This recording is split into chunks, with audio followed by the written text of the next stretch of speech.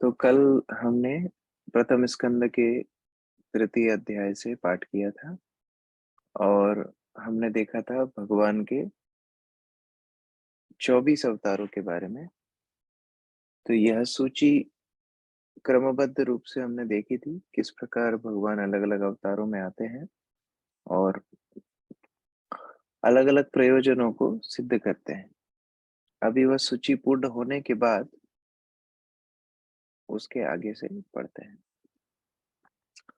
अवतार ही असंख्येया हरे सत्त्वनिधिर द्विजा यथा विधासिनः कुल्या सरसा स्वीय सहस्रश।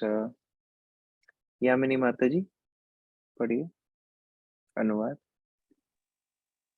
हे ब्राह्मणों, भगवान के अवतार उस तरह असंख्य है जिस प्रकार अक्षय जल के स्रोत से निकलने वाले असंख्य झरने। तो जिस प्रकार किसी जल के स्रोत से असंख्य जल की धाराएं निकलती हैं, उसी प्रकार से भगवान के अनेक अनेक अवतार होते हैं। भूमिका, अच्छा यामिनी माता जी, भूमिका माता जी पढ़िए, तात्पर्य पढ़िए। हरे कृष्णा।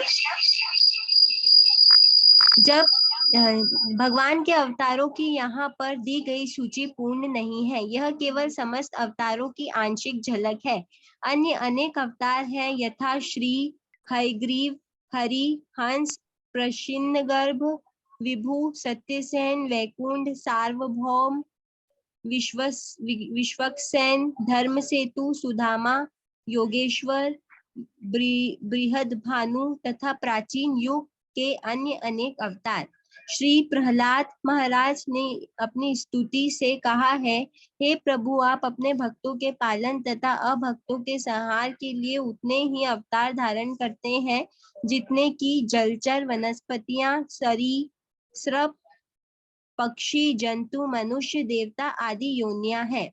इस प्रकार आप विभिन्न योगों की आवश्यकता अनुसार स्वयं अवतरित होते हैं। कलयुग में आप भक्त के वेश में अवतरित हुए हैं। कलयुग में भगवान का यह तो यहाँ पर बताया जा रहा है कि यह जो सूची है वह पूर्ण नहीं है, केवल एक आंशिक झलक दिखाने के लिए यह सूची दी गई है। और इसके अलावा भी भगवान के अनेक अनेक अवतार हैं जिनका यह वर्णन नहीं है। प्रभुपाद प्रहलाद महाराज की प्रार्थना से बता रहे हैं कि कैसे अनेक अनेक अवतार भगवान लेते हैं, हर योनि में भगवान अवतार लेते हैं और जिस आवश्यकता है, जो प्रयोजन है, उसके अनुसार कुछ समय के लिए हो, दीर्घ समय के लिए हो, भगवान अलग अलग अवतार लेते हैं। लेकिन यह सूची केवल दिग्दर्शन दिखाने के लिए है। आगे पढ़िए राकेश प्रभु।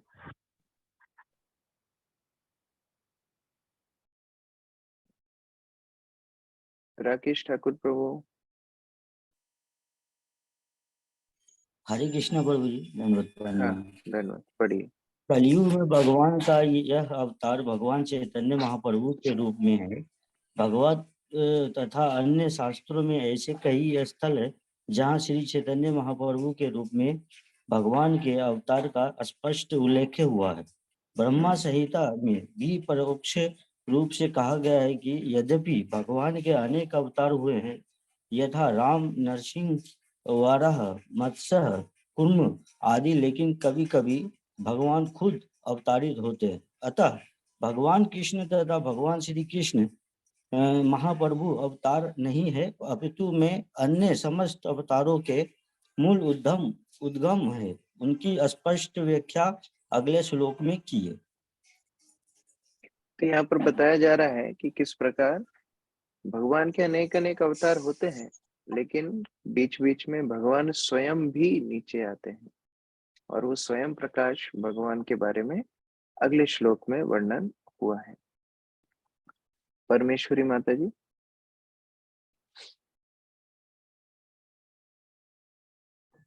हरे कृष्ण। कहाँ से पढ़ना प्रभु जी? इस तरह भगवान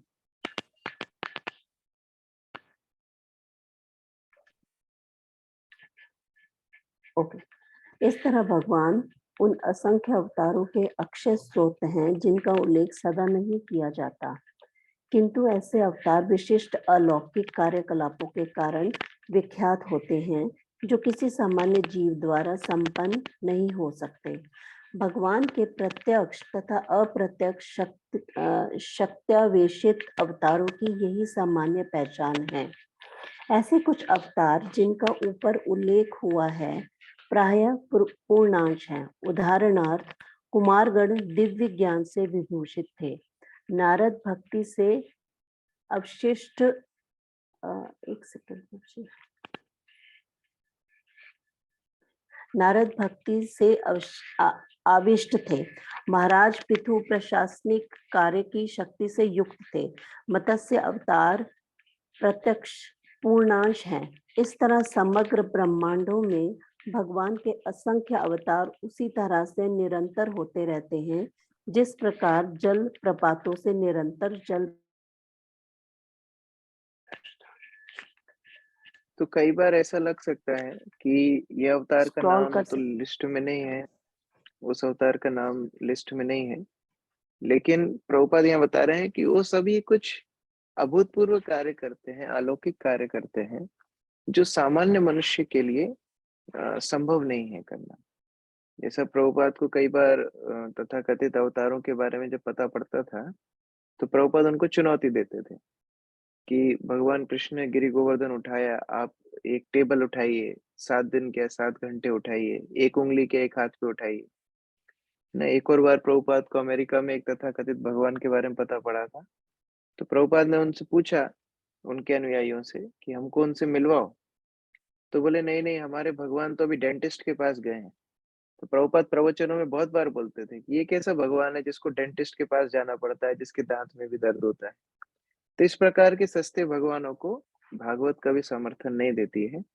यहाँ पर जितने भी अवतारों का वर्णन हुआ है, यह सबों ने अभूतपूर्व कार्य किए हैं और यह सारे कार्य सामान्य जीव के द्वारा संपन्न होना संभव नहीं। आगे, ऋषयो मानवो देवो मनुपुत्रो महाजुषा कलह सर्वे हरेरेव संप्रजापत्यः स्मृतः। पायल माता जी पढ़िए। सारे ऋषि मुनि देवता तथा विशेष रूप से शक्तिशाली मनु की संतानें श्री भगवान के अंश या उन अंशों की कलाएं हैं जिसमें प्रजापतिगण भी सम्मिलित है। जो अपेक्षितया कम शक्तिशाली होते हैं वह विभूति कहलाते हैं और जो अधिक शक्तिशाली होते हैं वह आवेश अवतार कहलाते हैं। यह दो अंतर हैं। हर किसी में ही भगवान की शक्ति का संचार है, हम भी भगवान की शक्ति ही हैं। तो शक्तावेश अवतार और विभूतियों में अंतर क्या होता है? भगवान ने भगवत गीता में बहुत सारी विभूतियां बताई हैं, जैसा कि हम उस दिन भी चर्चा कर रहे थे। अलग अलग योनियों में, अलग अलग समुदायों में जो विशेष व्यक्ति है वो भगवान की विभूति को संबोधित करते हैं। जैसे हमने चर्चा किया था, मुनियों में भृगु मुनि, तो वो भगवान की विभूति को सूचित करते हैं। भगवान बोलते हैं मास, सारे मासों में मैं माघ मास हूँ, तो वो भगवान की विभूति को सूचित करते हैं। तो इस प्रकार से अलग अलग विभूतियां हैं जिसमें भगवान की शक्ति का संचार है, लेकिन वो अवतार के स्तर पर नहीं है। विशेष जो शक्ति का संचार होता है, पिछले तात्पर्य में प्रभुपाद बोल रहे हैं, वो प्राय पूर्णांश जैसे ही हो जाते हैं, जैसे नारद मुनि। यद्यपि वो जीव थे, लेकिन भगवान ने अपनी भक्ति शक्ति का संचार इतनी प्रबल रूप से किया कि वो प्राय भगवान स्तर पर पूर्णांश रूप से ही हो गए। तो उस प्रकार से आवेश अवतार और विभूति में अंतर होता है और इस प्रकार भगवान हर योनि में, हर समुदाय में भगवान अपना अवतार लेते हैं, चाहे वो पूर्णांश ले, चाहे अंश अवतार ले, चाहे अंश का अंश अवतार, जिनको कला बोला जाता है।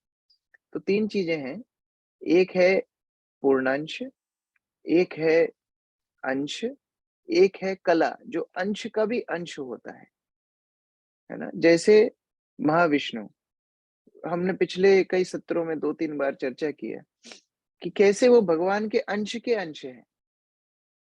पहले बलराम उनसे चतुर्व्यूह सॉरी पहले बलराम उनसे फिर चतुर्व्यूह, फिर उससे आगे जाके महाविष्णु होते हैं। तो भगवान के अंश के अंश के अंश हो गए महाविष्णु, तो उनको कला बोला जाता है। कला और अंश, ये दो नाम याद रखना है। फिर आगे ये बहुत ही महत्वपूर्ण श्लोक है, इसको आप मार्क कर सकते हैं, याद कर सकते हैं, और ये हमारे स्वयं के भक्ति जीवन के लिए और प्रचार के लिए, दोनों के लिए बहुत महत्वपूर्ण है। एते चांशः कलापुंसः कृष्णस्तु भगवान स्वयं इंद्रारि व्याकुलं लोकं प्रभु जी आवाज नहीं आ रही। युगे। हरे कृष्णा, हरे कृष्णा। अभी आ रही है आवाज? Yes yes. ओके, तो मैं बोल रहा था कि ये बहुत ही महत्वपूर्ण श्लोक है। यह श्लोक हमारे भक्ति जीवन के लिए और यह श्लोक वास्तव में प्रचार के लिए, दोनों के लिए ही यह श्लोक बहुत बहुत महत्वपूर्ण है। एते चांशः कलापुंसः कृष्णस्तु भगवान स्वयं इंद्रारि व्याकुलं लोकं मृडयन्ति युगे युगे। अजय प्रभु, अरे वाह, अजय प्रभु ने हेड शेव भी करा लिया, तिलक भी लगा लिया, बहुत अच्छे लग रहे हैं। हरे कृष्ण प्रभु। हरे कृष्ण। हरे कृष्ण। अनुवाद पढ़िए। उपयुक्त सारे अवतार या तो भगवान के पूर्ण अंश या पूर्णांश के अंश कलाएं हैं, लेकिन श्री कृष्ण तो आदि पूर्ण पुरुषोत्तम भगवान है। वे सब विभिन्न लोकों में नास्तिकों द्वारा उपद्रव किए जाने पर प्रकट होते हैं। श्री भगवान आस्तिकों की रक्षा करने हेतु अवतरित होते हैं। अभी यह श्लोक, इस श्लोक को भागवत का परिभाष सूत्र बोलते हैं। परिभाष सूत्र मतलब होता है किसी ग्रंथ का, जिस प्रकार एक राज्य में राजा होता है, राजा एक ही होता है, बाकी सारी प्रजा होती है, उसी प्रकार से ये भागवत का परिभाष सूत्र यानी कि राजा श्लोक है। This is the king verse of Shrimad Bhagavatam.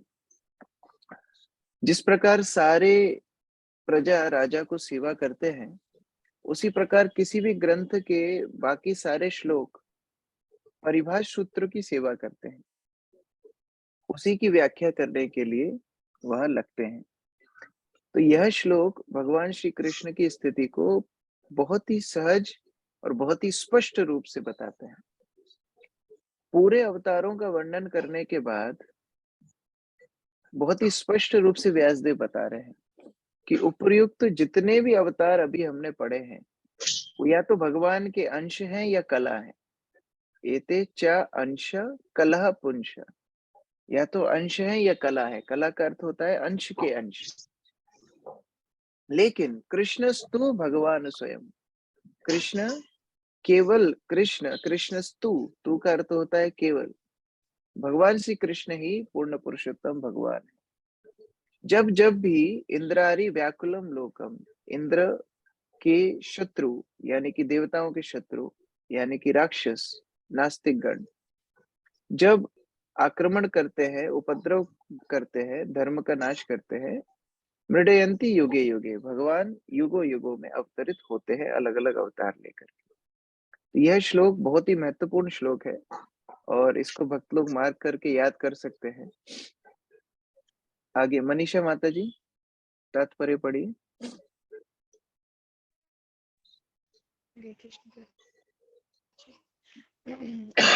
इस श्लोक में भगवान श्री कृष्ण को अन्य अवतारों से पृथक किया गया है। उनकी गणना अवतारों में की जाती है क्योंकि अहेतु की कृपावश वे अपने दिव्य धाम से अवतरित होते हैं। अवतार का अर्थ होता है नीचे उतरने वाला। भगवान के सारे अवतार, जिसमें स्वयं भगवान सम्मिलित हैं, विशेष उद्देश्यों की पूर्ति के लिए भौतिक जगत के विभिन्न लोकों में तथा विभिन्न योनियों में अवतरित होते हैं। कभी वे स्वयं आते हैं और कभी उनके अलग अलग पूर्णांश, अंश या अंशांश, कला या फिर उनके द्वारा प्रत्यक्ष तथा अप्रत्यक्ष रूप से आवेशित अंश इस भौतिक जगत में विशिष्ट कार्यों को संपन्न करने के लिए अवतरित होते हैं। भगवान मूल रूप से समस्त ऐश्वर्य, सामर्थ्य, यश, सौंदर्य, ज्ञान तथा वैराग्य से पूर्ण होते हैं। जब ये पूर्णांशों या अंशांशों द्वारा अंशतः प्रकट होते हैं तो यह समझना चाहिए कि उन विशिष्ट कार्यों के लिए उनकी विभिन्न शक्तियों के प्राकट्य की आवश्यकता होती है। जब कमरे में बिजली के छोटे छोटे लट्टू जलते हैं तो इसका अर्थ यह नहीं होता कि बिजली घर केवल इन्हीं लट्टुओं तक सीमित है। औद्योगिक डायनेमो चलाए जा सकते हैं। इसी प्रकार भगवान के अवतार सीमित शक्ति का ही प्रदर्शन करते हैं क्योंकि उस समय उतनी ही शक्ति की आवश्यकता होती है। तो प्रभुपाद बहुत ही अच्छे एक सिंपल उदाहरण से समझा रहे हैं कि क्या अंतर है भगवान श्री कृष्ण और बाकी अवतारों में। यद्यपि भगवान के अवतार और भगवान एक ही हैं, लेकिन फिर भी कुछ अंतर है। कैसे? जैसे प्रभुपाद सरल उदाहरण दे रहे हैं, बिजली घर में बहुत बिजली है, लेकिन पूरी की पूरी बिजली हमारे घर में नहीं भेजी जाती, नहीं तो विस्फोट हो जाएगा। जितनी बिजली हमारे घर में आवश्यक है, हम उतने ही बिजली का प्रकाश, बिजली का अलग-अलग इलेक्ट्रिक अप्लायंसेस में हम लोग उसका प्राकट्य देखते हैं। दूसरा एक सरल उदाहरण हम लोग समझ सकते हैं। मान लीजिए आपके घर में बहुत सारा सामान है, क्योंकि आप इतने सालों से एक स्थान पे रह रहे हैं, आपके घरों में कुंटलों सामान हो सकता है। लेकिन जब आप वृंदावन इत्यादि जगह पर घूमने के लिए जाते हैं, तो एक बैग में उतना ही सामान ले जाते हैं जितना आवश्यक हो। पूरे घर को साथ में लेकर के नहीं जाते। उसी प्रकार से भगवान श्री कृष्ण 6 ऐश्वर्यों से परिपूर्ण है, जिसके अंदर समग्र ऐश्वर्य, समग्र सामर्थ्य, समग्र यश, सौंदर्य, ज्ञान, वैराग्य सब है। वह पूर्ण कृष्ण पूर्ण अवतार है। लेकिन जब अलग-अलग अवतार अलग-अलग प्रयोजन के लिए आते हैं, तो उतने ही गुण लेकर के आते हैं जितना उस प्रयोजन के लिए आवश्यक हो। इसीलिए अलग-अलग अवतारों को या तो भगवान का अंश या अंशांश कला बोला गया है। अंश क्या होता है? हम जानते हैं हिंदी में अंश मतलब पूर्ण का एक भाग को अंश बोला जाता है। तो उतना ही कलाओं को, उतने ही ऐश्वर्यों को, उतने ही गुणों को लेकर के जब भगवान किसी विशिष्ट कार्य को करने के लिए आते हैं, तो उन्हें अंश या कला बोला जाता है। तो वह सेम ही व्यक्ति हैं, एक ही व्यक्ति है, लेकिन गुणों में पार्थक्यता है प्रयोजन के हिसाब से। तो बहुत सिंपल प्रभुपाद यहाँ पर बता रहे हैं। आगे योगिता माता जी पढ़िए। हरे कृष्ण प्रभु जी, दंडवत प्रणाम। उदाहरणार्थ भगवान परशुराम ने विरोधी क्षत्रियों का 21 बार संहार किया करके तथा भगवान ऋषियों ने अत्यंत शक्तिशाली नास्तिक हिरण्यकशिपु को मार करके असामान्य ऐश्वर्य का प्रदर्शन किया। हिरण्यकशिपु इतना शक्तिशाली था कि उनके मोहित डेडी करने से ही कांपने लगते थे। उच्च लोगों के देवता आयु, सौंदर्य, संपत्ति, साज सामग्री तथा अन्य मामलों में यहाँ के धनी मनुष्यों से बढ़ चढ़कर होते हैं, तो भी वे सब हिरण्यकशिपु से भयभीत थे। इस प्रकार हम कल्पना कर सकते हैं कि इस भौतिक जगत में हिरण्यकशिपु कितना शक्तिशाली था, किंतु भगवान ऋषियों ने अपने नाखूनों से इस हिरण्यकशिपु के भी खंड खंड कर दिए।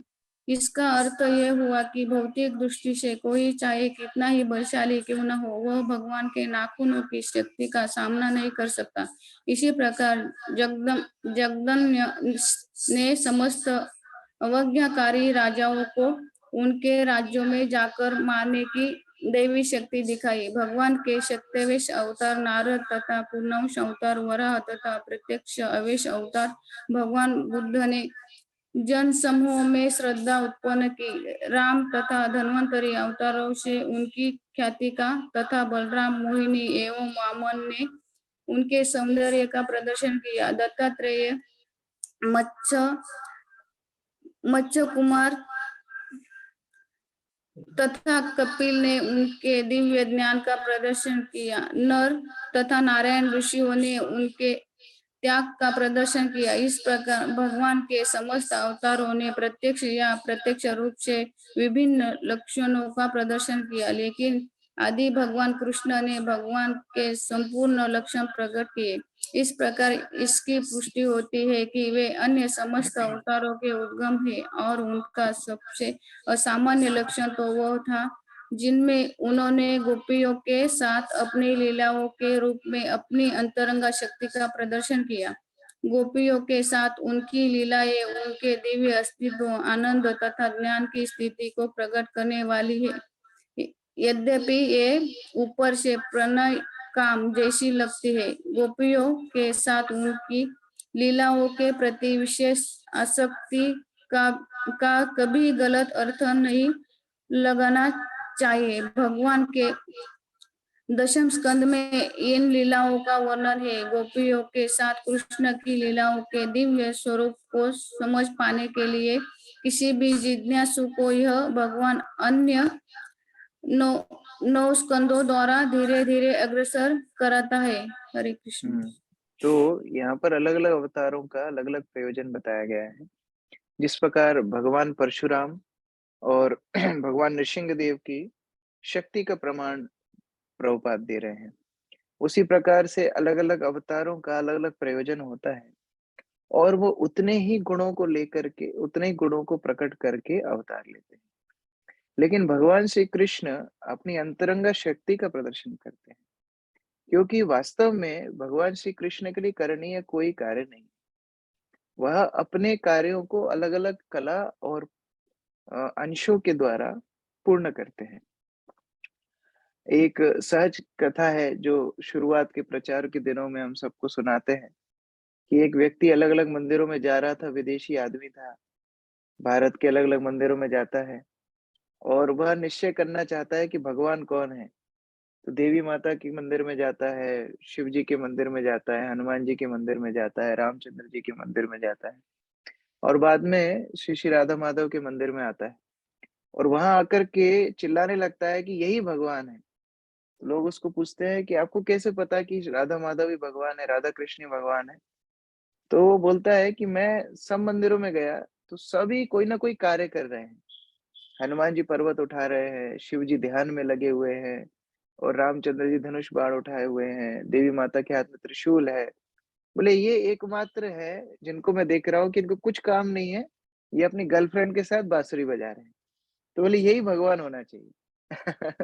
तो उस प्रकार से अलग-अलग कला और अंशों के द्वारा भगवान श्री कृष्ण अलग-अलग कार्यों को सिद्ध करते हैं, लेकिन भगवान स्वयं पूर्ण अपनी अंतरंगा शक्ति का प्रदर्शन करते हैं। अनीता माता जी आगे पढ़िए। हरे कृष्ण प्रभु जी। हुँ। शील जीव गोस्वामी के कथानुसार यह शास्त्र सम्मत है कि भगवान कृष्ण अन्य समस्त अवतारों के उद्गम हैं। ऐसा नहीं है कि भगवान कृष्ण के अवतार का कोई स्रोत है।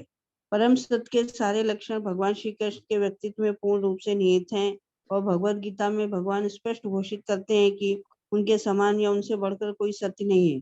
इस श्लोक में स्वयं शब्द का प्रयोग इसकी पुष्टि करने के लिए किया गया है कि भगवान कृष्ण स्वयं अपने सिवा अन्य कोई स्रोत नहीं है। यद्यपि अन्य स्थानों में अवतारों को उनके कार्यों के कारण भगवान कहा गया है, किंतु उन्हें कहीं भी पूर्ण पुरुषोत्तम नहीं कहा गया है। इस श्लोक में स्वयं शब्द परम श्रेय के रूप में उनकी श्रेष्ठता का सूचक है। तो यहाँ पर श्रील जीव गोस्वामी का टीका से प्रभुपाद बता रहे हैं कैसे भगवान श्री कृष्ण सभी अवतारों के स्रोत हैं। वह स्वयं रूप है। उन्हें किसी दूसरे की शक्ति का आश्रय लेने का कोई आवश्यकता नहीं है, वो पूर्ण पुरुषोत्तम है। तो उस प्रकार से भगवान श्री कृष्ण का अवतारी होने का यहाँ पर प्रमाण दिया जा रहा है। विनीत प्रभु आगे पढ़िए। हरे कृष्ण प्रभु जी, दंडवत प्रणाम। अंतिम आश्रय रूप भगवान श्री कृष्ण एक एवं अद्वय हैं। उन्होंने अपना विस्तार विभिन्न अंशों, कलाओं तथा कणों के रूप में स्वयं रूप, स्वयं प्रकाश, तद एकात्मा, प्राभव, वैभव, विलास, अवतार, आवेश तथा जीव के नाम से कर रखा है। ये सभी अनगिनत शक्तियों से युक्त हैं जो तत्संबंधी स्वरूपों एवं व्यक्तियों के लिए सर्वथा उपयुक्त होती हैं। अध्यात्म विषय में के पंडितों के अंतिम आश्रय स्वरूप भगवान श्री कृष्ण का अत्यंत सावधानी से अध्ययन करके उनके 64 मुख्य गुण बताए गए हैं। श्री भगवान के अन्य सारे अंशों का श्रेणियों में इन गुणों का कुछ प्रतिशत ही पाया जाता है, लेकिन भगवान श्री कृष्ण में ये गुण 100% पाए जाते हैं।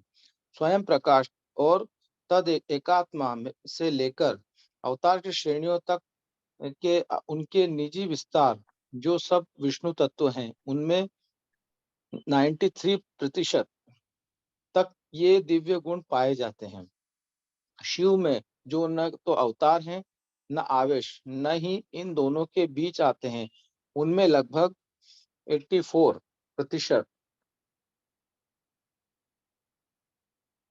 गुण पाए जाते हैं, किंतु जीवन की विभिन्न अवस्थाओं वाले जीवों में ये गुण 78% तक पाए जाते हैं।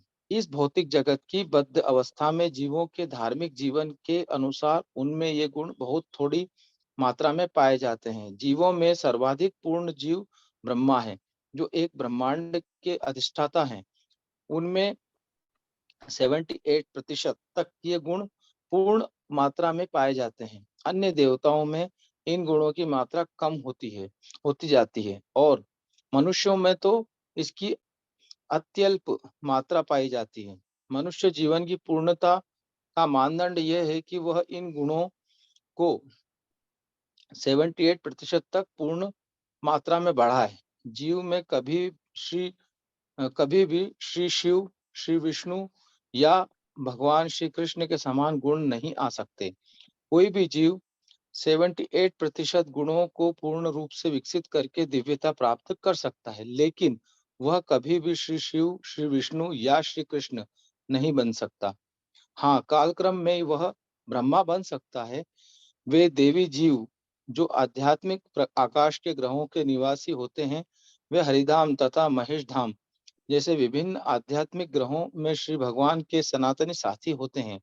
सब धामों से श्रेष्ठ भगवान श्री कृष्ण का धाम है, जो कृष्णलोक या गोलोक वृंदावन कहलाता है।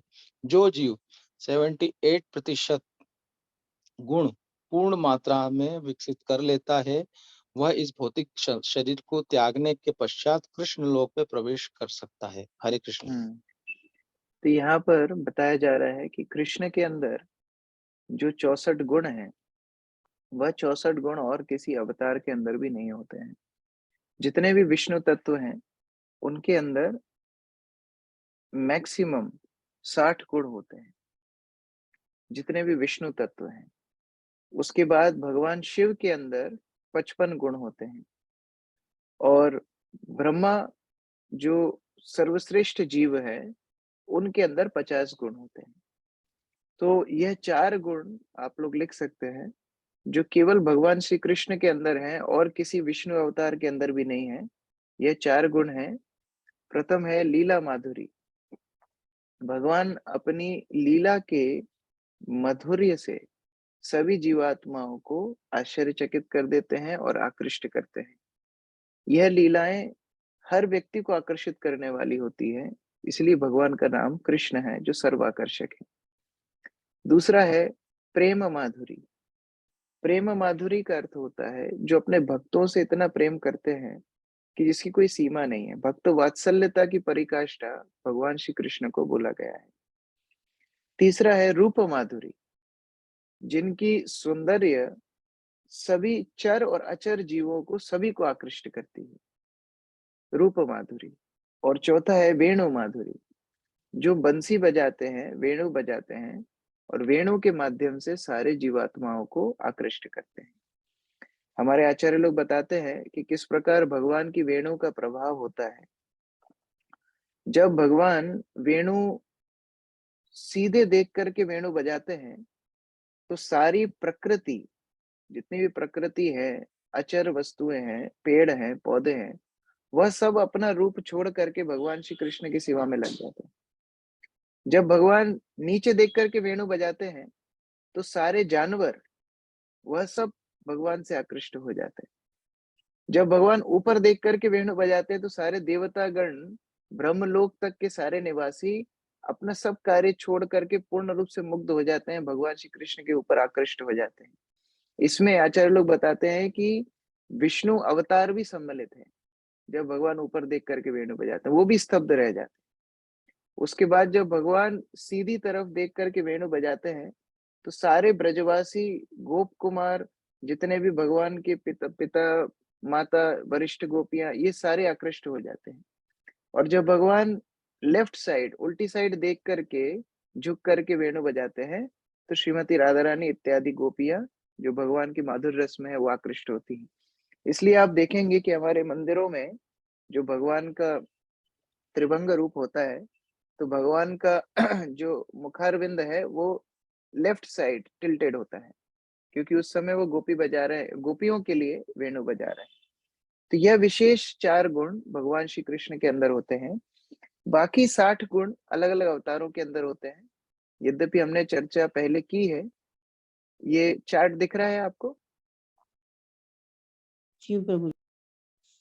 इसमें प्रभुपाद ने कुछ शब्द यूज किए हैं तात्पर्य में जो सभी समझना जरूरी है, तो एक बार हम लोग चर्चा करेंगे। जो लोगों के लिए नया है वो लोग लिख भी सकते हैं। सबसे पहला है स्वयं रूप।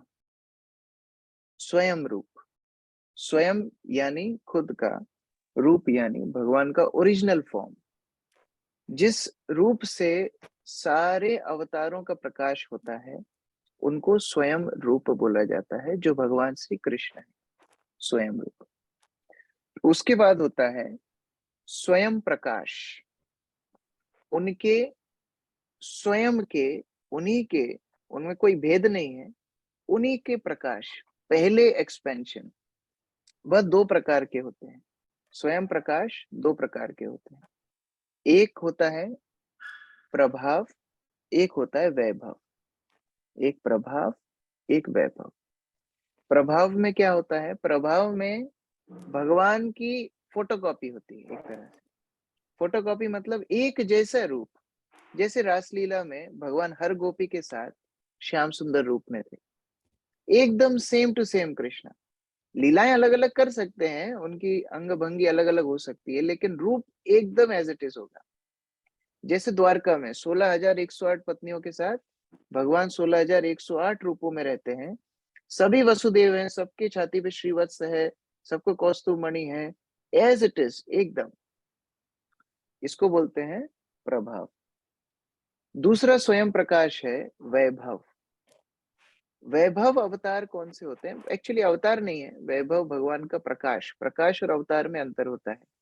प्रकाश यानी भगवान का रूप, अवतार मतलब फिर कुछ गुण कम हो सकते हैं। तो प्रकाश, वैभव प्रकाश में भगवान का रूप चेंज हो जाता है, लेकिन गुण एकदम एज इट इज रहते हैं। जैसे बलराम, बलराम भगवान के वैभव प्रकाश है। उसमें हो सकता है थोड़ा रूप चेंज है, लेकिन है एज इट इज। हम अगर और सिंपल समझना चाहें तो जैसे भगवान जगन्नाथ, भगवान जगन्नाथ श्याम सुंदर है, लेकिन रूप थोड़ा अलग दिखता है। रूप एक लीला के हिसाब से चेंज हो गया है, तो वैभव प्रकाश। अब ये वैभव प्रकाश से अवतारों की सृष्टि होती है, जिनको बोलते हैं तदेकात्म रूप। तदेकात्म रूप मतलब अलग अलग स्थितियों के हिसाब से भगवान अलग अलग रूप लेते हैं। इसमें 2 कैटेगरी हैं, विलास और स्वांश। विलास अवतार विष्णु अवतार होते हैं, जो अलग अलग वैकुंठों में निवास करते हैं। और स्वांश रूप होते हैं जो भौतिक संसार में आते हैं। ये दोनों अलग अलग हैं। विलास अवतार वैकुंठ में रहते हैं, जो चतुर्व्यूह हैं, वसुदेव, संकर्षण, प्रद्युम्न, अनिरुद्ध। और स्वांश होते हैं जो भौतिक संसार में आते हैं। ये स्वांश रूपों के 6 प्रकार हैं, जो हमने पिछली बार विस्तार से चर्चा किए थे। लीला अवतार, पुरुष अवतार, गुण अवतार, शक्तावेश अवतार, मनवंतर अवतार और युग अवतार।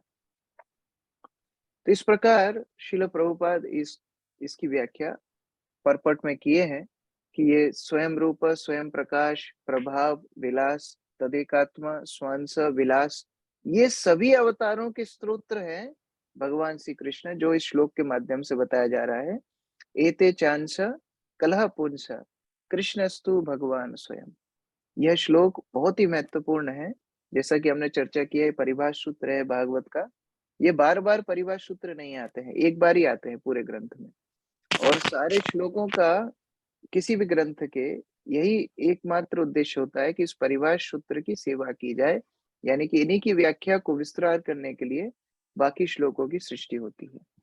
उस प्रभु प्रकार जी से सॉरी, हाँ ये दोबारा से शेयर करेंगे, मैं स्क्रीनशॉट लेना चाहती हूँ। हाँ, ये मैंने ग्रुप पे भी शेयर किया था, वहां से भी ले सकते हैं, मैं एक और बार शेयर कर दूंगा वहां पर।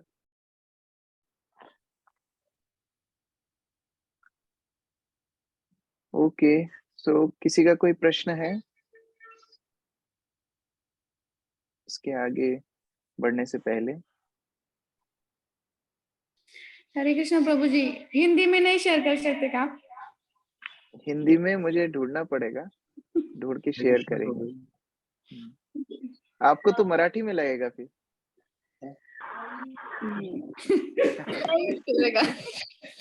ठीक है, हरे कृष्ण। जिनका प्रश्न है वो हैंड रेज कर सकते हैं, रीडिंग वाले डिवोटीज हैंड डाउन कर सकते हैं। हरे कृष्ण प्रभु जी। अजय प्रभु बताइए। हरे कृष्ण प्रभु जी विलास अवतार के एक बार बता दीजिए। विलास अवतार भगवान के वैकुंठ अवतार हैं, जो अलग अलग वैकुंठ लोकों में रहते हैं। जैसे असंख्य वैकुंठ लोक हैं, उसमें भगवान अलग अलग रूपों में वहां पर चतुर्भुज रूप में रहते हैं, जिनमें सर्व प्रधान है वासुदेव, संकर्षण, प्रद्युम्न और अनिरुद्ध। तो यह विलास रूप बोले जाते हैं, ऐश्वर्य रूप है भगवान। अभय प्रभु, हाँ अभय प्रभु बताइए। प्रभु जी एक क्वेश्चन है कि इसका मतलब आपने बोला भी कि जो मतलब अवतार लेते हैं वो पूर्ण नहीं होते, तो प्रभु जी मतलब जो विष्णु जी आए वो भी यानी पूर्ण नहीं है, और फिर राम जी आए वो भी पूर्ण नहीं है, फिर जो कृष्ण है वो भी पूर्ण नहीं है, ऐसा मतलब है क्या? हाँ, सरल सरल इसका व्याख्या है कि जैसे हमने चर्चा किया, आप जब कहीं पर बाहर जाते हैं तो पूरे घर का सामान लेके नहीं जाते, उतने ही गुणों को लेके जाते हैं। तो उसी प्रकार विष्णु इत्यादि जितने भी रूप हैं, उनमें 60 कलाएं भगवान लेकर के जाते हैं अपने साथ, 60 गुण लेकर के जाते हैं। तो भगवान राम के अंदर भी वो 60 गुण प्राप्त हैं, लेकिन जो 64 गुण है वो केवल भगवान श्री कृष्ण के अंदर होते हैं, जो अवतारी हैं, जो सारे अवतारों के स्त्रोत्र हैं। नहीं प्रभु जी, जो भगवान भी तो अवतार लिए ना, मतलब आए त्रेता में, तो फिर कैसे मतलब तो भगवान उस टाइम पूर्ण नहीं थे? भगवान हमेशा ही पूर्ण है, लेकिन प्रयोजन के हिसाब से उतने ही गुणों को लेकर के जाते हैं। देखिए, मैं मान लीजिए किसी, मैं पहले भी शायद ये उदाहरण दिया, मान लीजिए किसी बच्चे के पिताजी आर्मी में हैं, तो वो घर में बंदूक लेकर के थोड़ी गोली चलाना शुरू कर देते हैं। घर में वो आराम से रहते हैं। बंदूक कहाँ लेकर के जाते हैं? जब युद्ध करने जाना होता है तब बंदूक लेकर के जाते हैं। तो हर अवतार का अपना एक प्रयोजन है। उसका अर्थ यह नहीं है कि भगवान राम कम है या विष्णु कम है या ये बड़े हैं या वो छोटे हैं। ये भगवान के ही रूप हैं। अलग अलग ड्रेस पहन करके अगर पिताजी आए तो उसका अर्थ ये नहीं है पिताजी चेंज हो गए, लेकिन यह बात हो रही है कि कौन सा पूर्ण रूप है और कौन सा आंशिक रूप है। तो वह अंश को समझना हमारे लिए आवश्यक है, क्योंकि जितने भी भगवान के अलग अलग अवतार हैं, भगवान के अंश रूप से हैं। जीव कभी भी उस स्तर पर नहीं पहुंच सकता। उनको सामान्य जीव नहीं समझना है। जीव तो थोड़े बहुत गुणों में ही अपना काम चला लेता है। जो अपने गुणों को 50 तक पहुंचा देगा, 50 गुणों तक, वो ब्रह्मा बन जाएगा। और प्रभुपाद बता रहे हैं ऐसे जीवात्मा जो 50 गुणों तक पहुंच जाएंगे, उनको गोलोक वृंदावन में एंट्री मिल जाएगी। लेकिन भगवान की तुलना वो फिर भी नहीं कर पाएंगे, क्योंकि भगवान के सारे अवतारों के अंदर 60 गुण होते हैं और भगवान श्री कृष्ण जो अवतारी हैं उनके अंदर 64 गुण होते हैं। तो भगवान के जो अलग अलग रूप हैं, भगवान के ही अंश हैं, लेकिन जीव से बहुत ऊपर है। तो हमारे लिए सभी पूजनीय है, लेकिन कहने का बात है कि कौन सा रूप पूर्ण रूप है, वह शास्त्र बता रहे हैं। कुछ अंश अंश तो हम लोग होते हैं ना, भगवान का तो अंश नहीं होते ना भगवान। हाँ, तो अंश दो प्रकार के हैं, एक स्वांश, एक विभिन्न अंश। दो प्रकार के अंश हैं। तो अंश दोनों ही हैं, लेकिन कौन छोटा अंश है कौन बड़ा अंश है, यह अंतर है। हम छोटे अंश हैं, हम अणु हैं, भगवान विभु हैं, वो बड़े हैं। तो जो अवतार हैं वो भगवान के बड़े अंश हैं, वो स्वांश बोले जाते हैं। हम विभिन्न अंश, हम छोटे छोटे अंश हैं। जिस प्रकार प्रभुपाद इलेक्ट्रिसिटी का उदाहरण दे रहे हैं, एक छोटा बल्ब में भी इलेक्ट्रिसिटी है, लेकिन उतना ही है, 5 वॉट, 10 वॉट, 20 वॉट। फिर एक डीपी है जो डिस्ट्रीब्यूटर है, उधर हो सकता है और भी ज्यादा पावर हो, लेकिन फिर एक पावर हाउस है, वो पावर हाउस सभी का पावर का स्रोत है। तो उस प्रकार से बल्ब डीपी के साथ तुलना नहीं कर सकता। बल्ब बल्ब है, डीपी डीपी है, उसमें ज्यादा है, तो वो अवतार हो गया। लेकिन अवतार का भी कोई स्रोत है, वह पूर्ण अवतार होते हैं, वह अवतारी होते हैं, वह पावर हाउस के समान है, जो प्रभुपाद तात्पर्य में बता रहे हैं। प्रभु जी दंडवत प्रणाम। प्रभु जी, जैसे कि आपने कहा भगवान अपने 64 गुणों से जन्म लेते हैं। हेलो। हाँ प्रभु जी, तो गुणों में, और जैसे कहा गया है कि भगवान राम अपने कला से आए थे, 12 कला से, और भगवान कृष्ण 16 कला से जन्म लिया था। तो कला और गुणों में क्या अंतर है प्रभु जी? बहुत अंतर है। कलाएं उनकी क्रियाओं का प्रदर्शन करते हैं, कला उनकी क्रियाओं का प्रदर्शन है। गुण उनके व्यक्तित्व को बताते हैं। दोनों में अंतर है, एक क्रियात्मक है, एक गुणात्मक है। गुण मतलब होता है भगवान का स्वभाव, वह कितना स्वभाव को प्रकट कर रहे हैं। देखिए, राम, कृष्ण, नरसिंह, वामन, इनमें अंतर नहीं है, मैं वही समझाने का प्रयास कर रहा हूँ। लेकिन कितना % भगवान अपने आप को व्यक्त कर रहे हैं, वह अवतार में अलग अलग डिस्प्ले है। जैसे हम कोई रेस्टोरेंट में जाते हैं, उस रेस्टोरेंट के मेन्यू में हो सकता है 200 आइटम हो, लेकिन आपने जितना ऑर्डर किया है उतना ही आपकी ट्रे में आएगा, 5 आइटम, 10 आइटम, 20 आइटम। उसी प्रकार से भगवान पूर्ण है, उनके अंदर 64 गुण हैं, लेकिन अलग अलग प्रयोजन के हिसाब से, अलग अलग अवतार के हिसाब से वो कुछ गुणों को ही दिखाते हैं। तो वह बात चल रही है कि अलग अलग अवतारों में भगवान अलग अलग गुणों के परिमाण को लेकर के आते हैं, लेकिन जो पूर्ण अवतारी हैं, उनके पास 64 गुण हैं। इनमें पार्थक्यता नहीं है, लेकिन जितना प्रदर्शित कर रहे हैं, वह गुणों का प्रयोजन के हिसाब से कर रहे हैं, तो अलग है। कला कला तो क्रियाशील चीजें हैं। जितनी कलाएं वो दिखाएंगे, उतनी उनकी क्रियाओं के हिसाब से कला दिखाएंगे। जैसे एक कला है भगवान का नृत्य। अब नरसिंह देव को नृत्य कला दिखाने की आवश्यकता नहीं है, उनका प्रयोजन नृत्य था ही नहीं, तो वो क्यों क्रिया दिखाएंगे नृत्य की। तो उस प्रकार से अलग अलग अवतार का अलग अलग प्रयोजन होता है, उसके हिसाब से वो कला और गुणों का प्रदर्शन करते हैं। ठीक है जी जी प्रभु। देवहूति प्रिया माता जी। हरे कृष्णा प्रभु जी, दंडवत प्रणाम। प्रभु जी ये पुराण, हरे कृष्णा। यस प्रभु जी, ये पुराण अंश और कला में अंतर समझ में नहीं आया। देखिए, अंश यानी कि प्रथम जो भगवान विस्तार करते हैं, मैं आपको इधर दिखाता हूँ फिर से चार्ट। अभी आप देखिए, वैभव प्रकाश के बाद जो हम देख रहे हैं विलास, वह भगवान के अंश हैं। और जो विलास से नीचे जो फिर उसके बाद और एक्सपेंशन हो रहा है, जैसे पुरुष अवतार, वो अंश के अंश हैं। गुण अवतार वो अंश के अंश हैं। भगवान से पहले वैभव प्रकाश हुआ, वैभव प्रकाश से फिर विलास हुआ, अब विलास के बाद फिर अंश हो रहे हैं, पुरुष अवतार हो रहे हैं, गुण अवतार हो रहे हैं। तो ये अंश के अंश को कला कहा जाता है।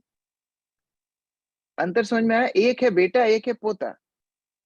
तो कला मतलब हो गया पोता, अंश मतलब हो गया बेटा। उन अंतर से हम समझ सकते हैं, एक है अंश, एक है अंश के अंश, इनको कला कहा जाता है। तो प्रभु जी, अपने महाविष्णु को भी अंश का अंश बताया, जबकि सारी उत्पत्ति, मतलब पुराने लेसन में हमने पढ़ा कि महाविष्णु ही के रोम रोम छिद्र से असंख्य ब्रह्मांडों का निर्माण हुआ। कौन सी उत्पत्ति? भौतिक उत्पत्ति। लेकिन भौतिक जगत तो बहुत छोटा हिस्सा है, आध्यात्मिक चिन्मय आकाश बहुत बड़ा है। तो वहां पर सृष्टि, वहां पर जो उत्पत्ति है भगवान कृष्ण से होती है, और महाविष्णु का कार्य क्षेत्र शुरू ही होता है भौतिक जगत से। तो ये हमारे लिए सृष्टि की शुरुआत महाविष्णु से हुई है, लेकिन महाविष्णु की उत्पत्ति चतुर्व्यूह से, उनकी उत्पत्ति बलराम से, और बलराम कृष्ण से। तो वह और ऊपर की बात चल रही है। ठीक है। थैंक यू प्रभु जी। विनीत प्रभु। हरे कृष्ण प्रभु जी, दंडवत प्रणाम। प्रभु जी, ये जो वैभव प्रकाश अभी आप समझा रहे हैं, तो प्रभु जी ये वैभव प्रकाश में ये विलास और श्वांस, ये दो ही हाँ विस्तार प्रभु जी? हाँ, ये दो विस्तार हैं, विलास और श्वांस। विलास अवतारों से ही श्वांस अवतार भी आते हैं आगे। विलास अवतार वैकुंठ में हमेशा स्थित रहते हैं, और वही अवतार जब भौतिक जन संसार में आते हैं उनको श्वांस अवतार बोला जाता है। जैसे उदाहरण के लिए नरसिंह देव आध्यात्मिक जगत में विलास रूप से हमेशा स्थित रहते हैं, लेकिन वही नरसिंह देव जब भौतिक संसार में लीला करने के लिए आते हैं तो वो श्वांस लीला अवतार की कैटेगरी में गिनती होती है। जैसे भगवान के मनवंतर अवतार में जैसे वामन देव है।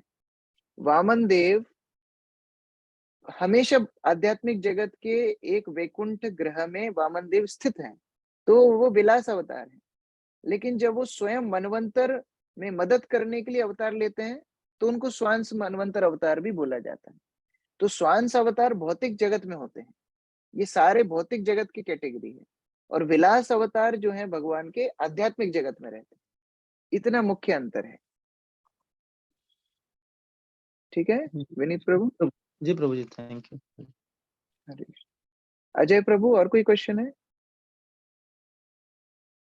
ठीक, परमेश्वरी माता जी। हरे कृष्ण प्रभु, जैसे ही आपने बताया वैभव प्रकाश, मतलब कि इसमें रूप चेंज होता है लेकिन गुण एज इट इज रहते हैं। एग्जाम्पल आपने दिया बलराम जी, जगन्नाथ जी, ठीक है। सो इसके बाद ये नेक्स्ट जब ये आते हैं कि तद एकात्म रूप, इसमें भी बता रहे हैं कि अलग अलग स्थिति के हिसाब से अलग अलग रूप।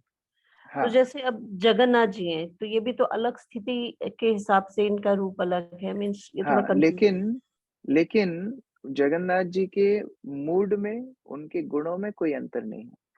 तदेकात्म रूप में भगवान अपने गुणों को कम कर सकते हैं, जैसे विलास रूप में करते हैं। जब भगवान चतुर्व्यूह वसुदेव संकर्षण प्रद्युम्न अनिरुद्ध बनते हैं तो उनके अंदर 60 ही गुण होते हैं, उनके अंदर 64 गुण नहीं होते। लेकिन वैभव प्रकाश बलराम में 64 गुण ही होते हैं। वह यद्यपि प्रकाशित ना करें, लेकिन वह कृष्ण और बलराम में कोई अंतर नहीं होता, इसलिए उनको वैभव प्रकाश बोलते हैं। उनके एक जैसे दिखते नहीं है, लेकिन गुण एक जैसे होते हैं, उस प्रकार। ओके, थैंक यू प्रभु। ईशान प्रभु। हरे कृष्ण प्रभु, दंडवत प्रणाम। प्रभु, ये प्रभुपाद जी हम बता रहे हैं कि एक लिविंग एंटिटी ब्रह्मा बन सकता। हाँ बिल्कुल बन सकता है। आप म्यूट हो गए। इसके लिए कोई प्रोसेस है कि ब्रह्मा बनने के लिए? हाँ बिल्कुल प्रोसेस है। जो पूर्ण रूप से पाप मुक्त होता है वह ब्रह्मा बनता है, कंप्लीटली सिनलेस। जो उस स्तर तक पहुंच सकता है वो ब्रह्मा बन सकता है। अब उसके लिए धीरे धीरे ऊपर भी बढ़ा जाता है। जैसे पहले व्यक्ति सतोगुण में आए, सतोगुण में शुद्ध होकर के वो देव योनि में जाएगा, देव योनि से वह और ऊपर महरलोक, जनलोक, तपलोक के ऋषि मुनियों के साथ जाएगा, फिर बाद में जाके ब्रह्मा बन सकता है। जो पूर्ण रूप से निष्पाप होता है वो ब्रह्मा बनता है। तो आप तैयारी आज से शुरू करेंगे तो टाइम लगेगा, लेकिन ब्रह्मा बन सकते हैं। ठीक हरे है। कृष्ण प्रभु। प्रभु, एक और प्रश्न था। प्रभु, हमने देखा कि भगवान के अलग अलग विभिन्न धाम है, जैसे साकेत धाम हो गया, गोलोक धाम हो गया। तो हम जैसे भगवान की पूजा करते हैं, अभी श्री विग्रह सेवा करते हैं, नाम जप करते हैं, तो अगर हमें गोलोक धाम की प्राप्ति होती है, तो वैसे ही उनका एक मथुरा धाम भी है। तो लेकिन जगन्नाथपुरी कोई उनका धाम आपने जो चार्ट भेजा था उसमें दिखा नहीं था। तो जो जगन्नाथ जी की सेवा करता है वो कौन से धाम में जाता है? मथुरा के ही स्तर पर भगवान का जगन्नाथपुरी धाम भी है, जहाँ भगवान वास्तव में मथुरा से थोड़ा नीचे द्वारका रूप में जगन्नाथपुरी का स्थान होता है, जहाँ भगवान जगन्नाथ के रूप में स्थित है। ये द्वारका का रूप है, जहाँ भगवान अपने भक्तों से मिलने के लिए व्याकुल हैं, और भगवान द्वारका में निवास करते हैं, जो वृंदावन जाने के लिए लालायित थे। तो भक्त जो उनको द्वारकाधीश रूप से पूजा करते हैं, वो द्वारका में जाते हैं। लेकिन जो जगन्नाथ को वृंदावन श्याम सुंदर के रूप में अर्चना करते हैं, जैसे चैतन्य महाप्रभु ने किया, वो गोलोक वृंदावन में जाते हैं। तो दोनों ही सुविधा वहां पर उपलब्ध है। देखिए, ये भक्त के मनोभाव के ऊपर निर्भर करता है। यदि राधा कृष्ण को भी कोई लक्ष्मी नारायण के रूप से, वैदिक भक्ति के रूप से पूजा अर्चना करेगा, तो वो वैकुंठ ही जाएगा, वो गोलोक वृंदावन नहीं जाएगा। और जैसे चैतन्य महाप्रभु कई विष्णु मंदिरों में जाते थे, अभी हम चैतन्य चैतामृत में पढ़ेंगे, आगे कभी भागवत कंप्लीट हो गई तो उसके बाद पढ़ेंगे। तो चैतन्य चरितामृत में देखते हैं चैतन्य महाप्रभु दक्षिण भारत के जब मंदिरों में जाते हैं, विष्णु मंदिरों में जाते हैं, लेकिन उनका भाव क्या होता है? उनका भाव होता है श्याम सुंदर कृष्ण को ही अर्चना करना, उन्हीं को स्मरण करना, उन्हीं के नाम को जप करना।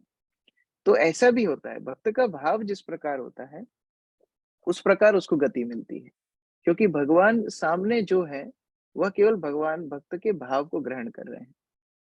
तो उस प्रकार से जिसको भी जगन्नाथ की अर्चना करनी है, वृंदावन रूप से अगर करेंगे, गोलोक वृंदावन जाएंगे।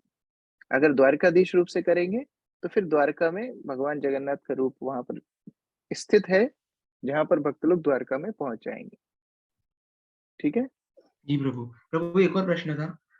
प्रभु, हम देखते हैं कि जो भगवान का प्रथम चतुर्व्यूह है, जिसमें प्रद्युम्न, संकर्षण, वासुदेव और अनिरुद्ध हैं, तो वो तो राम, लखन, भरत, शत्रुघ्न रूप से आ जाते हैं। पर जो उनका जो द्वितीय चतुर्व्यूह है, उनमें भी यही आते हैं, वासुदेव, महासंकर्षण, प्रद्युम्न, अनिरुद्ध। तो क्या ये भी भौतिक संसार में लीला के लिए आते हैं, कि ये बस वैकुंठ में ही निवास करते हैं?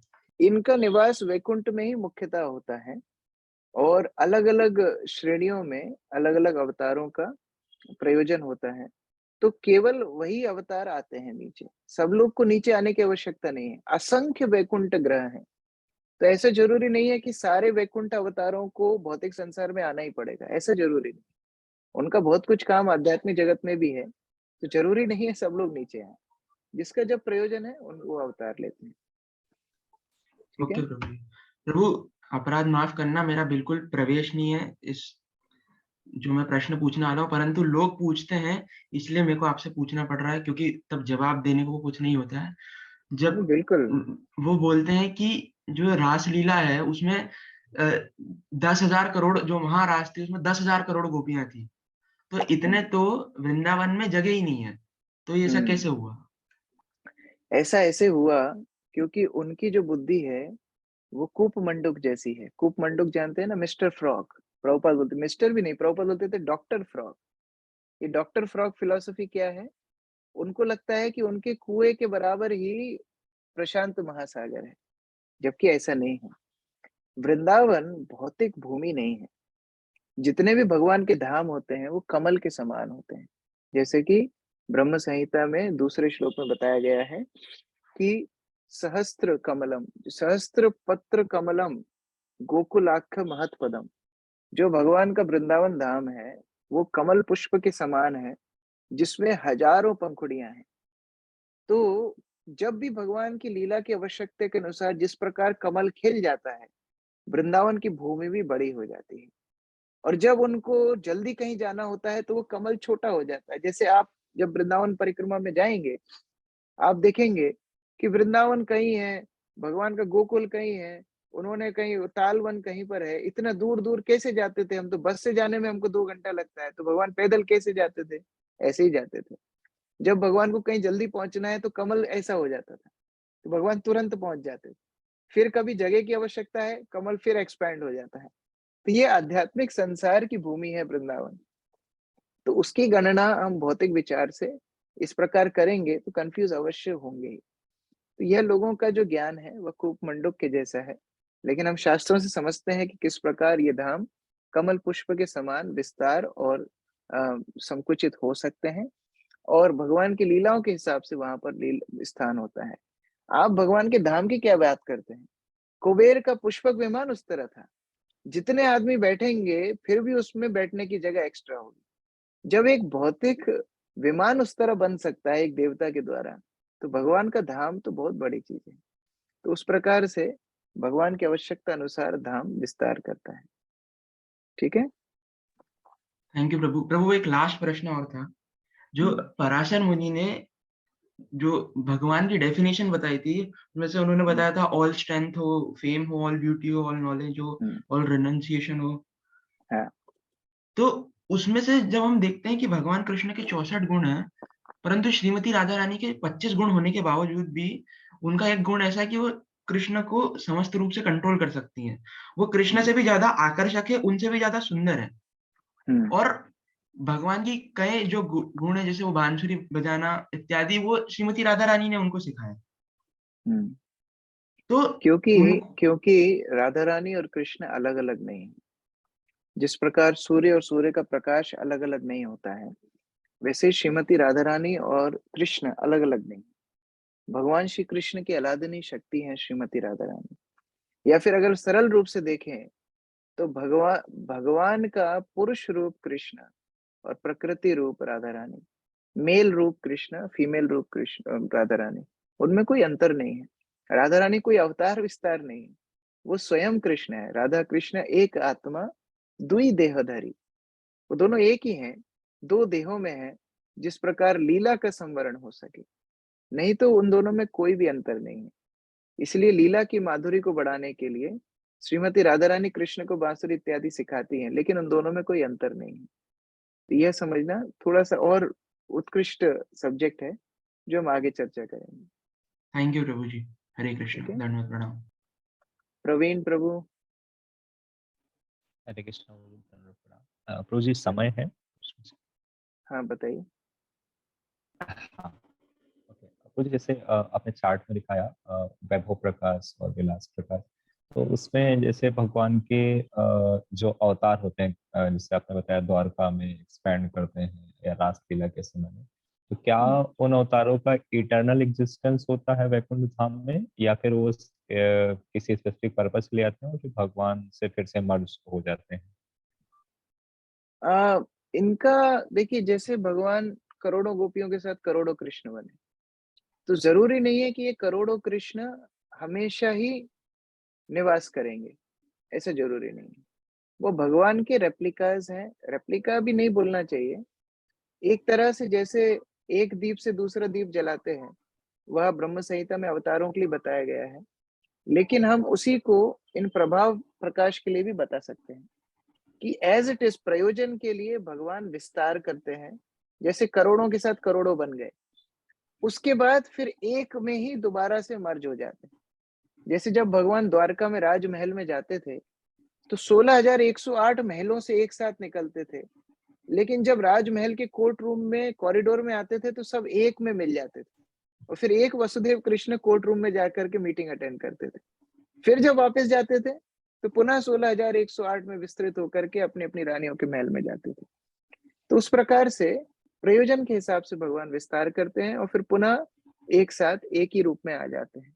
तो जरूरी नहीं है कि उनका शाश्वत रूप हमेशा रहे। ठीक है।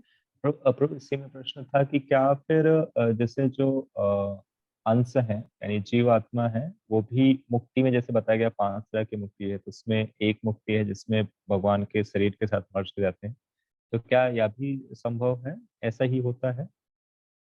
सायुज्य मुक्ति का अर्थ है भगवान के शरीर नहीं, भगवान की ब्रह्म ज्योति में विलीन होना। हम कई लीलाओं में देखते हैं, जैसे भगवान ने जब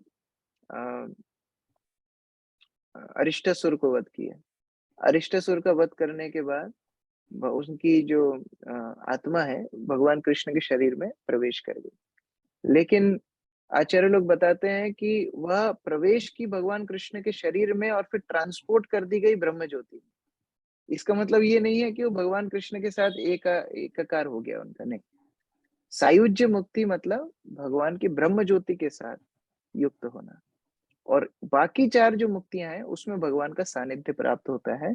इसलिए भक्त लोग इस सायुज्य मुक्ति को नेगेटिव लिबरेशन बोलते हैं। ये 4 प्रकार के सकारात्मक और सायुज्य मुक्ति नकारात्मक है, क्योंकि इसमें भगवान की संगति नहीं मिलती। ब्रह्म ज्योति में कोई कष्ट नहीं है, जन्म मृत्यु जरा व्याधि नहीं है, लेकिन भगवान की संगति भी नहीं है। तो इसलिए भक्त लोग ज्यादा सायुज्य मुक्ति को पसंद नहीं करते। हाँ, तो इसका मतलब उनका मर्ज होता है, परंतु उनका फिर भी एक इटर्नल एग्जिस्टेंस हमेशा ही रहता है ऐसा हाँ समझ क्या हम ऐसा समझ सकते हैं कि मतलब वो मर्ज करते हैं ब्रह्म ज्योति में, परंतु उनका इटर्नल जो एग्जिस्टेंस है वो कभी समाप्त नहीं होता? हाँ, इटर्नल एग्जिस्टेंस तो कभी भी समाप्त नहीं होगा।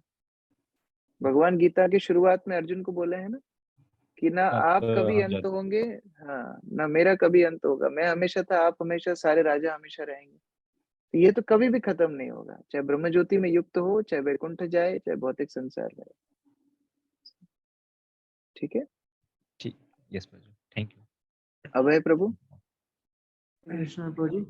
प्रभु जी ये मुझे रह गया कि प्रभु जी रूप आपने बोला जो एकदम सेम रहता है, भगवान का रूप है वो सेम है, लेकिन प्रभु जी अवतार जो भगवान लेते हैं वो अलग अलग लेते हैं, तो अवतार भी तो प्रभु जी भगवान होते हैं और मतलब रूप भी तो भगवान होते हैं ना? सभी कुछ भगवान है, आप भी भगवान है, यही तो मायावाद है। इसी से बाहर निकलना है। देखिए, भगवान अलग अलग रूपों में अलग अलग विस्तार करते हैं। यह जो एक, सब कुछ एक है, यह भावना मायावाद कहलाती है। भगवान देवताओं के रूप में अलग अपनी शक्तियों का प्रदर्शन करते हैं, हम जीवात्माओं के रूप में अलग प्रदर्शन करते हैं, अवतारों के रूप में अलग प्रदर्शन करते हैं, और भगवान स्वयं अलग रूप में प्रदर्शन करते हैं। क्योंकि हमारी भारतीय संस्कृति इतना च्युत हो गई है, बचपन से हम लोगों को यही सिखाया जा रहा है, सब भगवान, सब भगवान, सब भगवान। तो अभी जब हम भागवत में पढ़ रहे हैं कि नहीं केवल कृष्ण भगवान, तो बहुत झटका लग रहा है, क्योंकि बचपन से हम लोग वो नहीं सीखे हैं, तभी हमारे लिए बहुत कल्चर शॉक लग रहा है। लेकिन कई बार सत्य मुश्किल से डाइजेस्ट होता है, लेकिन जानना जरूरी है। जो लोग डाल्टन्स एटॉमिक थ्योरी पढ़ के मर गए, उनको तो यही लगा कि कभी भी एटॉमिक विभाजन नहीं हो सकता। उनको क्या पता कि बाद में जे थॉमसन आए, उन्होंने बताया नहीं, प्लम पुडिंग होता है। बाद में नील्स बोर आए, उन्होंने इलेक्ट्रॉन प्रोटॉन होता है, घूमता रहता है। बेचारे जो डाल्टन पढ़ के मर गए, उनको तो यही लगता था कि एटम कभी डिवाइड नहीं होता। उसी तरह हमारी स्थिति नहीं होना चाहिए कि हम ऐसे ही जीवन निकल जाए कि सभी भगवान है, सारे तो रूप एक जैसे ही है, राम भी एक ही है, कृष्ण भी एक ही है, विष्णु भी एक ही है। ऐसा हमारा नहीं होना चाहिए। आज हम भागवत पढ़ रहे हैं तो हमारी अंडरस्टैंडिंग एकदम क्लियर होना चाहिए कि भगवान श्री कृष्ण स्वयं रूप है और आवश्यकता अनुसार अलग अलग गुणों के हिसाब से अवतार लेते हैं। जिस प्रकार प्रयोजन होता है, उतने गुणों को लेकर के भगवान लीला करते हैं। अभी नरसिंह देव का हम चर्चा कर रहे हैं, नरसिंह देव की वात्सल्य लीला है क्या? अभय प्रभु, क्या लगता है? नहीं प्रभु जी। नरसिंह देव कभी किसी के घर में माखन चुराए हो, कभी कभी किसी के घर में मिट्टी खाई हो, ऐसा कुछ किया क्या नरसिंह देव ने? नहीं प्रभु जी। तो क्या नरसिंह देव कम भगवान है क्या? यही तो मुझे बात कंफ्यूजन है। फिर मतलब लोग बोलते हैं कि राम कृष्ण और जगन्नाथ जी भगवान है, गौरनिताय भगवान है, तो मतलब कृष्ण है, थोड़ा कंफ्यूजन हो रहा है बार। मैं वही बोल रहा हूँ, लोग क्या बोलते हैं वो जरूरी नहीं है, भागवत क्या बोलती है वो देखो। लोग बहुत कुछ बोलेंगे। मेरा प्रश्न सिंपल है, नरसिंह देव ने माधुर्य लीला नहीं की, वात्सल्य लीला नहीं की, तो वो कम भगवान है क्या? वो पूर्ण भगवान है, भगवान ही है। लेकिन बात हो रही है कि उन्होंने उतनी लीला नहीं की, तो अभी हम उनको थोड़ी फोर्स करेंगे, नहीं आप भी रासलीला करके दिखाओ तभी हम मानेंगे आप भगवान। ऐसा थोड़ी होता है। तो भगवान के अलग अलग अवतारों ने अलग अलग गुणों का प्रदर्शन किया, वह बात चल रही है। इसका मतलब ये नहीं है कि राम भगवान नहीं है, लेकिन उन्होंने गुणों का प्रदर्शन नहीं किया। जिस तरह कृष्ण ने 64 गुण है, राम के अंदर वो तो 64 गुण नहीं है। ये यह बात चल रही है। तो वो डिस्कशन में हम लोगों को थोड़ा डीप जाने की आवश्यकता है कि कैसे भगवान आवश्यकता अनुसार उतने ही गुणों को लेकर के लीला करते हैं जितना उस अवतार के लिए प्रयोजन है। और अब हम जैसे नरसिंह देव की अर्चना करते हैं, किस लिए करते हैं? कि भक्ति की रक्षा हो। उनका उतना प्रयोजन है, वो भक्ति रक्षा करने के लिए अवतार। लेकिन हम अपेक्षा ये नहीं कर सकते कि नरसिंह देव भगवान भक्त वात्सल्यता दिखाने के लिए आपके घर में आके माखन चोरी करेंगे, वो नहीं होगा। वह भगवान श्री कृष्ण ही कर सकते हैं, क्योंकि वह 64 गुणों से परिपूर्ण है। तो वह चीजें हम लोग को थोड़ा सा और डिटेल में आगे जाके हम समझेंगे। ठीक है? यस, लेकिन ऐसा बोलते हैं ना कि राम और जगन्नाथ जी गौरनिताय भी भगवान है। तो कौन मना कर रहा है भगवान नहीं? हाँ, नहीं वही मतलब मैं पूछ रहा हूँ कि ये मतलब ऐसा ही करेक्ट है ना एकदम, तो ये आप मतलब अपने मतलब ऐसा कृष्ण लीला कर अलग अलग रूप में आ रहे हैं, 64 कला पूरा नहीं है, लेकिन मतलब भगवान है ना ऐसा। तो कौन ने मना किया? भगवान ने, वही तो बोल रहा हूँ। क्योंकि ऐसा बोला गया कि भगवान सबको नहीं बोल सकते, जैसे शिव जी ब्रह्मा जी को भगवान नहीं बोल सकते ऐसा। आप गौर नेताई बोले, गौर नेताई रामचंद्र और शिव जी, इनमें तो अंतर है ना, इतना तो क्लियर है। ब्रह्मा हाँ जी और हाँ गौर यस नेताई में अंतर है, ये तो अंतर समझ में आ रहा है।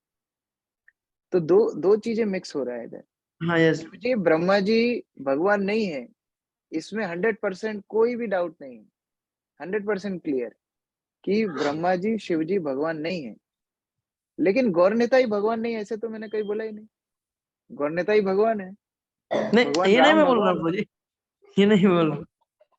तो फिर यस क्या डाउट क्या है? प्रभु जी, आपने एक बात इसके पहले बोला कि 50 कलाओं जब अगर रहेगा तब हम ब्रह्मा जी बन सकते हैं। मतलब अब मेरा कला इतना, तो प्रभु जी मुझे पता कैसे चलेगा कि मेरा भी कितना कला है, कितना ये कितना तक पहुंचा हूँ इस।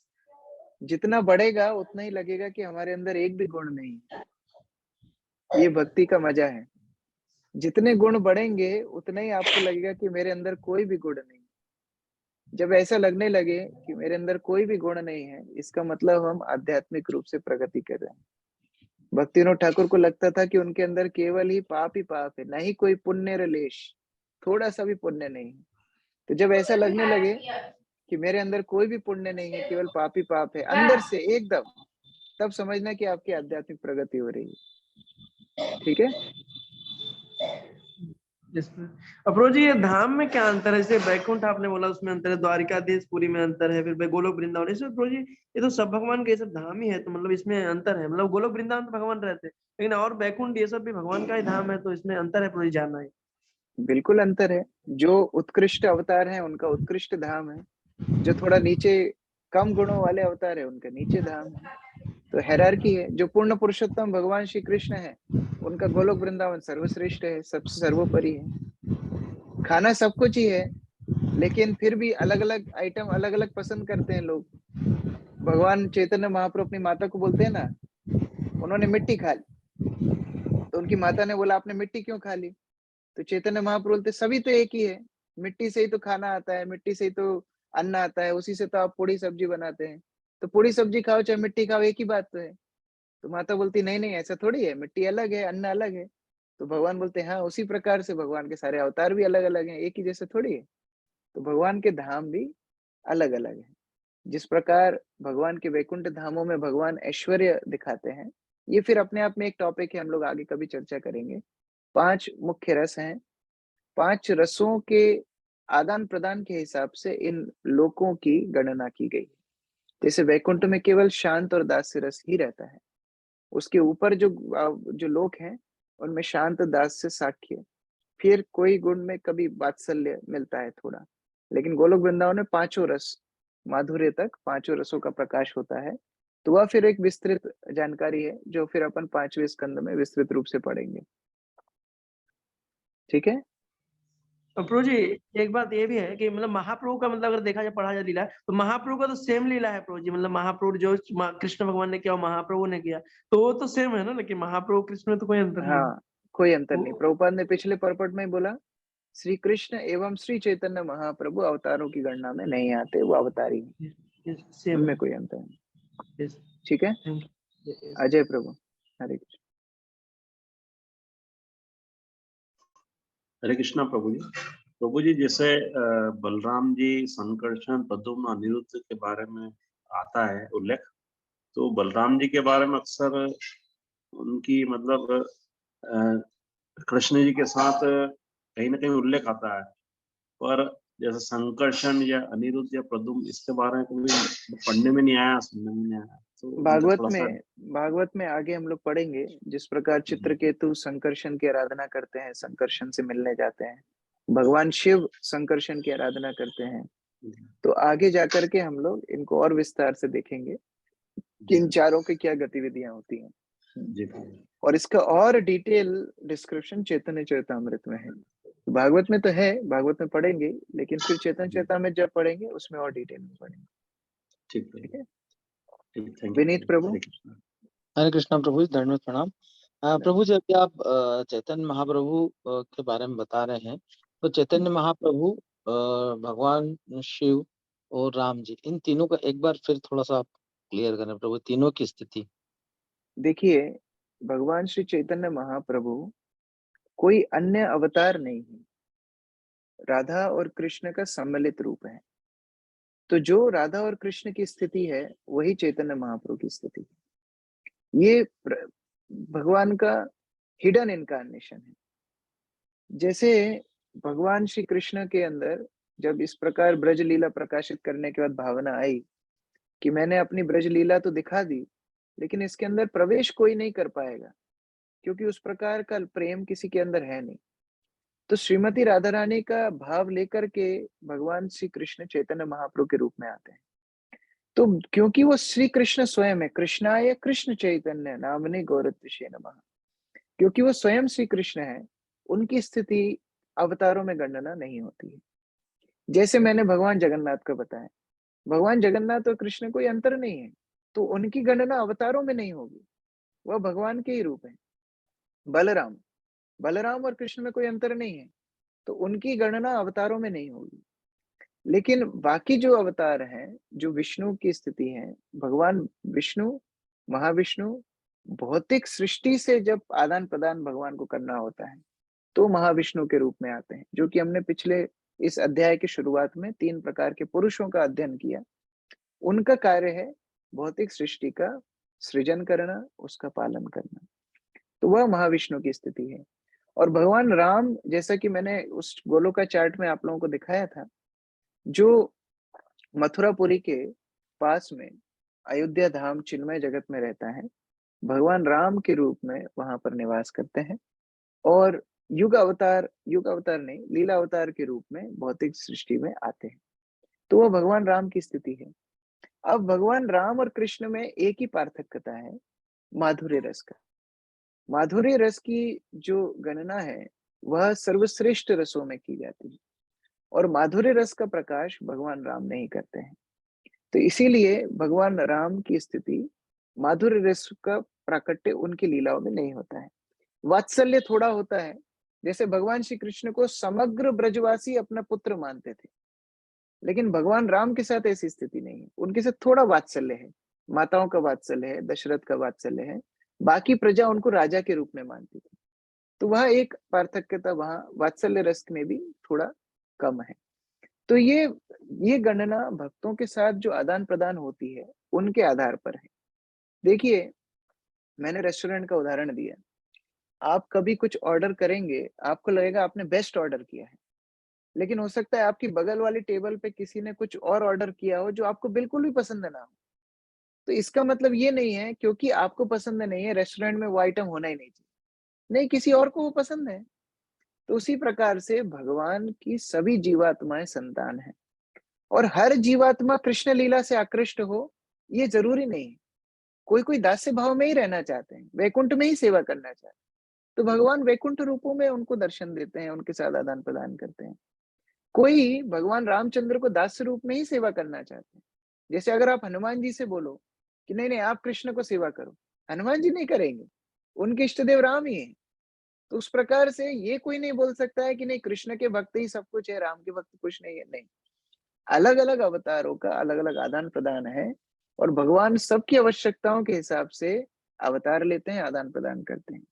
लेकिन अगर हम थर्ड पर्सन के रूप से, ना तो हम कृष्ण भक्त के रूप से ना राम भक्त के रूप से, थर्ड पर्सन बोलते हैं, थर्ड एम्पायर, उसके हिसाब से अगर हम देखें, शास्त्रों की नजर से देखें, तो यहाँ पर वह चार्ट बताया गया है कि नहीं, यह जो रूप है ये अवतारी रूप है, यह जो रूप है ये इनका कला रूप है, ये उनका अंश रूप है।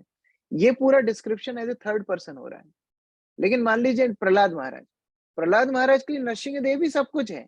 आप उनको कितना ही बताइए कृष्ण स्वयं रूप है, बलराम है, प्रद्युम्न है, सदगुरु, उनको कुछ नहीं लेना देना, उनके लिए नरसिंह देव सब कुछ है।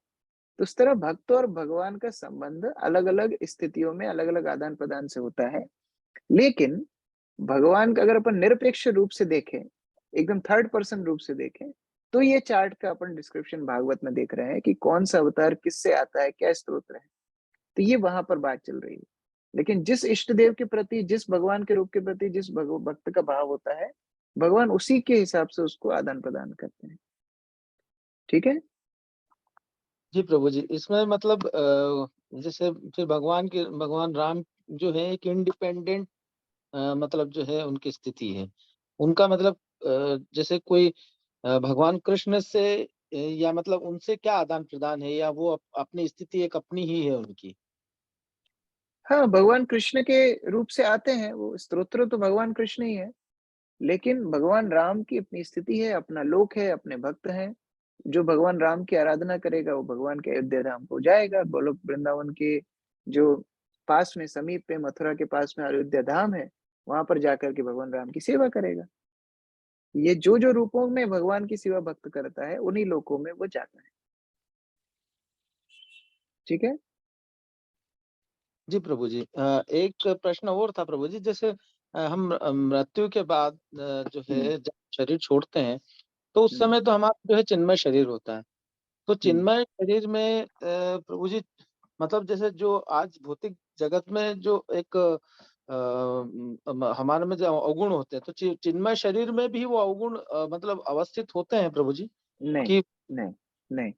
जब हम शरीर छोड़ते हैं तो हम चिन्मय शरीर में नहीं, हम स्थूल शरीर में होते हैं, सूक्ष्म शरीर में होते हैं। 2 तरह के शरीर हैं।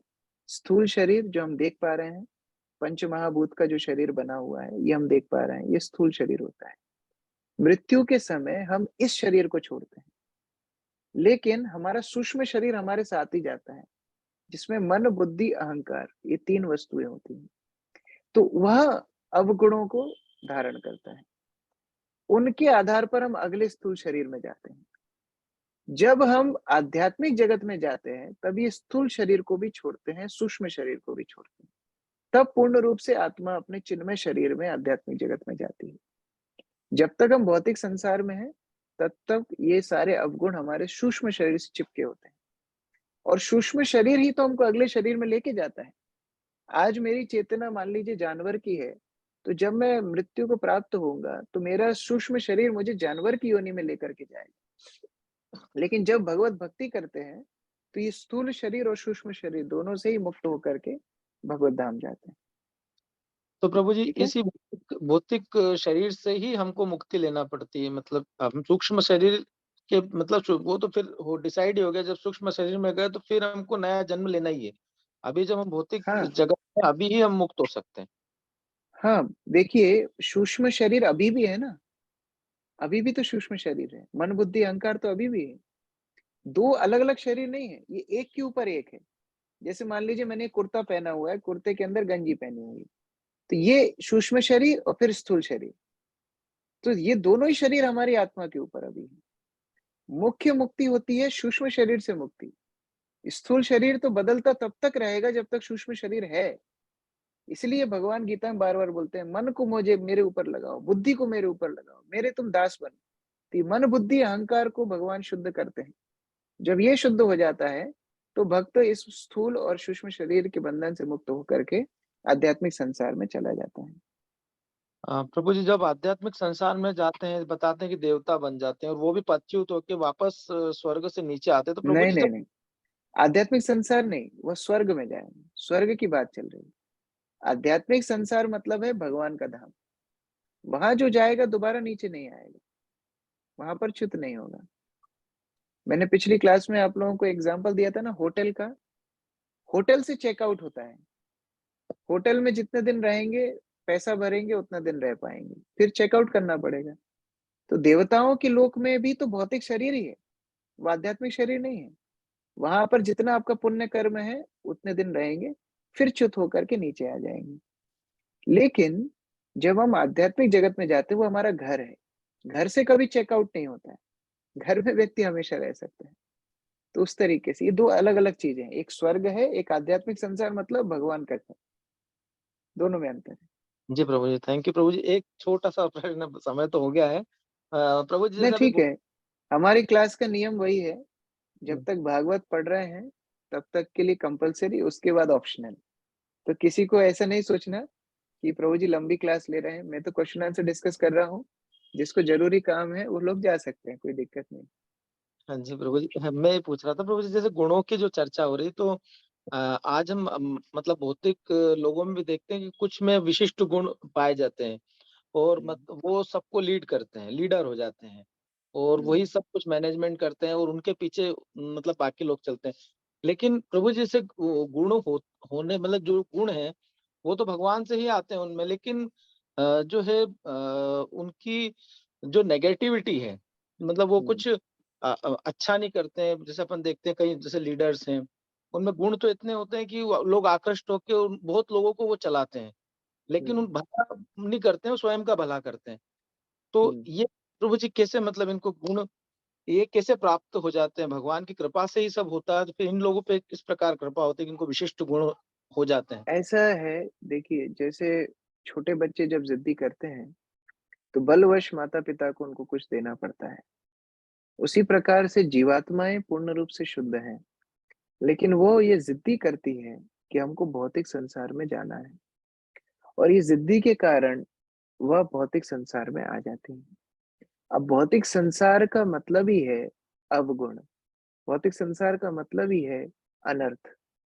जब भौतिक संसार में आते हैं, तो इन अनर्थों की धूल उन पे ऊपर और चढ़ती जाती है और उसके कारण वो दूसरों का शोषण करते हैं, अवगुणों का प्रदर्शन करते हैं और उस धूल का शोधन ही भक्ति करती है।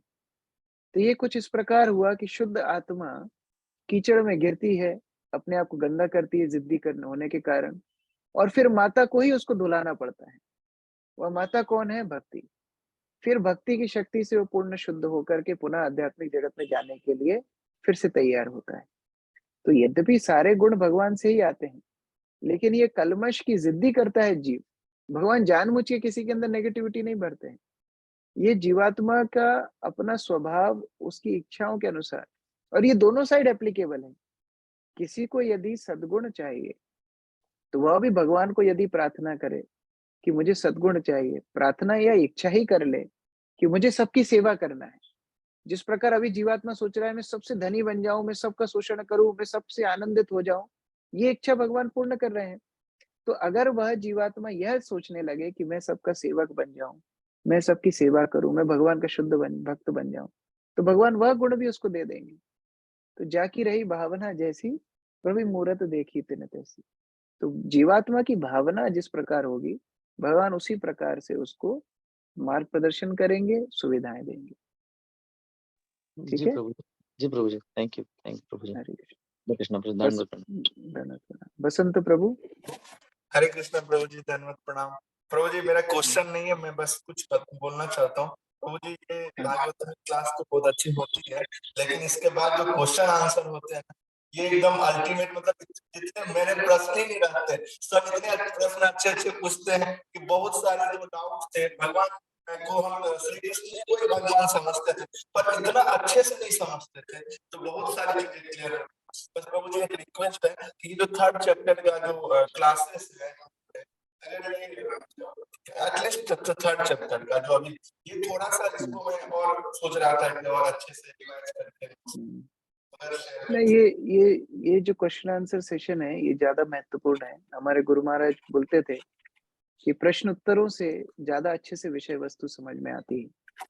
तो हमारे गुरु महाराज आधे घंटे का ही प्रवचन देते थे, फिर उसके बाद में प्रश्न उत्तर आधा घंटा 1 घंटा जितना चलता था। तो उसके हिसाब से क्या होता है, जो जिसका कोई प्रश्न नहीं है कोई बात नहीं, वो लोग आधे घंटे के बाद अपना दूसरा काम कर सकते हैं। लेकिन जिनके पास समय है, वो लोग प्रश्न उत्तर के माध्यम से और अच्छे से चर्चा हो सकती है, बता सकते हैं, सोच सकते हैं। भागवत पूरी प्रश्न उत्तर है। पहले अध्याय में हमने क्या देखा? शौनक आदि ऋषियों के प्रश्न और अभी सूत गोस्वामी उनके उत्तर दे रहे हैं। आगे जाके परीक्षित प्रश्न पूछेंगे, सुखदेव गोस्वामी उत्तर देंगे। ये प्रश्न उत्तर ही तो शास्त्र है उसके। जी थैंक यू सो मच प्रभु जी। प्रभु जी ये शेयर हो सकता है ये 3rd चैप्टर का ये लिंक जो अभी आपने हाँ, एक्चुअली पूरा ही रिकॉर्डेड है, उसका लिंक मैं दक्ष प्रभु को बोलता हूँ, वो शेयर करेंगे। ठीक है? थैंक यू सो मच प्रभु जी। हरे कृष्ण। धन्यवाद। श्रील प्रभुपाद की जय, ग्रंथराज श्रीमद् भागवतम की जय, समवेत भक्त वृंद की जय, 8:13 तक रुकने वाले भक्त वृंद की जय, श्रील प्रभुपाद की जय।